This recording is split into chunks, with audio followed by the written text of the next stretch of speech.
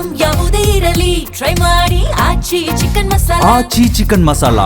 ರೇಣುಕಾಸ್ವಾಮಿ ಕೊಲೆ ಪ್ರಕರಣ ಟ್ರಯಲ್ ನಡೀತಿರೋ ನಡುವೆನೆ ಸಾಕ್ಷಿದಾರರಿಗೆ ಬೆದರಿಕೆ ಹಾಕಿದ ಪ್ರಕರಣದ ತನಿಖೆ ಮತ್ತಷ್ಟು ಚುರುಕುಗೊಂಡಿದೆ.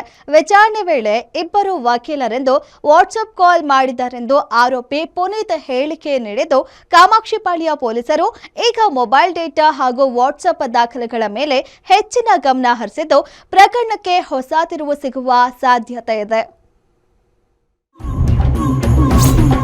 ರೇಣುಕಾಸ್ವಾಮಿ ಕೇಸ್ನಲ್ಲಿ ಮತ್ತೊಂದು ಬಿಗ್ ಟ್ವಿಸ್ಟ್.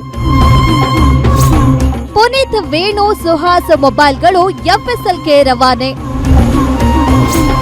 ವಾಟ್ಸ್ಆಪ್ ಚಾಟ್ ಕಾಲ್ ಲಾಗ್ ಮೇಲೆ ಪೊಲೀಸರ ಕಣ್ಣು.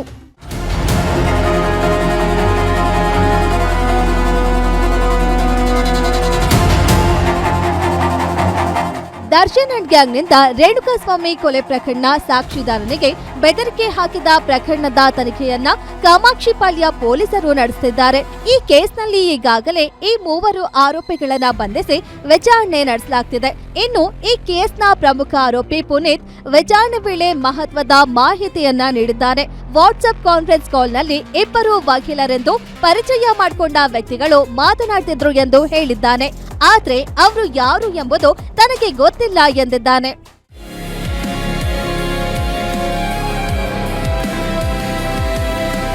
ಅಷ್ಟೇ ಅಲ್ಲ, ಕಾನ್ಫರೆನ್ಸ್ ಕಾಲ್ಗೆ ತನ್ನನ್ನ ಸೇರಿಸಲಾಗಿತ್ತು. ಕರೆ ಮಾಡಿದವರು ಯಾರು, ಅದರಲ್ಲಿ ಇನ್ನು ಯಾರ್ಯಾರಿದ್ರು ಎಂಬ ಮಾಹಿತಿಯು ತನಗೆ ಗೊತ್ತಿಲ್ಲವೆಂದು ಪುನೀತ್ ಪೊಲೀಸರ ಮುಂದೆ ಹೇಳಿಕೆ ನೀಡಿದ್ದಾನೆ.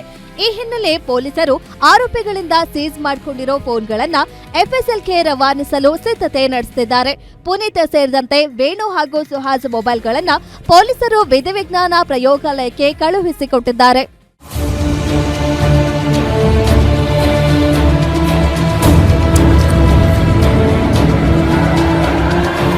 ಆರೋಪಿಗಳು ಯಾವುದೇ ಸಾಕ್ಷ್ಯ ಸಿಗಬಾರದೆಂಬ ಉದ್ದೇಶದಿಂದಲೇ ವಾಟ್ಸ್ಆಪ್ ಗ್ರೂಪ್ ಕಾಲ್ನಲ್ಲಿ ಮಾತನಾಡಿದ್ದಾರೆ. ಹಾಗಾಗಿ ಮೊಬೈಲ್ಗಳಲ್ಲಿರುವ ವಾಟ್ಸ್ಆಪ್ ಚಾಟ್ ಹಾಗೂ ಕಾಲ್ ಲಾಗ್ ರಿಕವರಿ ಮಾಡಲು ಎಫ್ಎಸ್ಎಲ್ಗೆ ಮನವಿ ಮಾಡಲಾಗಿದೆ. ಇನ್ನು ಪ್ರಕರಣದ ಗಂಭೀರತೆಯನ್ನ ಅರಿತು ಆದಷ್ಟು ಬೇಗ ಡೇಟಾ ಮರುಪಡೆಯುವಂತೆ ಪೊಲೀಸರು ಕೋರಿದ್ದಾರೆ.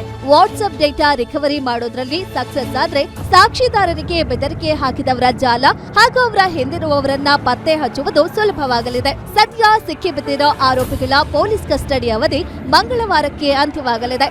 ಅವರ ಹೇಳಿಕೆಗೆ ತಕ್ಕಂತೆ ವಾಟ್ಸ್ಆಪ್ ಡೇಟಾ ವರದಿ ಲಭ್ಯವಾದಲ್ಲಿ ಪ್ರಕರಣದ ಮುಂದಿನ ತನಿಖೆಗೆ ಪ್ರಮುಖ ಸಾಕ್ಷಿಯಾಗಲಿದೆ. ಹೀಗಾಗಿ ಎಫ್ಎಸ್ಎಲ್ ವರದಿ ಬರುವಿಕೆಗಾಗಿ ಕಾಮಾಕ್ಷಿಪಾಳ್ಯ ಪೊಲೀಸರು ತೀವ್ರ ನಿರೀಕ್ಷೆ ಇಟ್ಕೊಂಡು ಕಾಯ್ತಿದ್ದು, ಮುಂದೆ ಯಾವ ತಿರುವು ಪಡೆದುಕೊಳ್ಳುತ್ತೆ ಅನ್ನೋದನ್ನ ಕಾದು ನೋಡಬೇಕಿದೆ.